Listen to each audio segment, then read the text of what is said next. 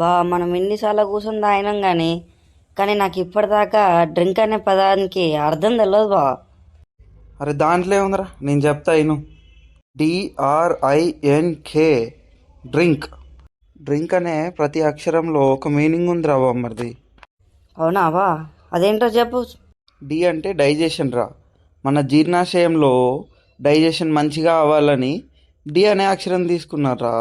ఏం లేదురా బామ్మర్ది, ఇప్పుడు నువ్వు డ్రింక్ చేసినాక రిలాక్స్ అవుతావు కదా, అందుకే రెండో వర్డ్గా ఆర్ తీసుకున్నాడు, రిలాక్స్.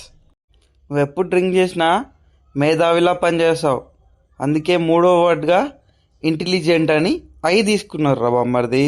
ఇక వచ్చేసి నాలుగో వర్డ్ ఎన్.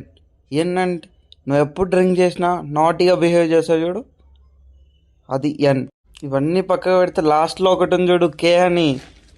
ఇగో ఐదో వర్డ్ ఉంది కదా, కే.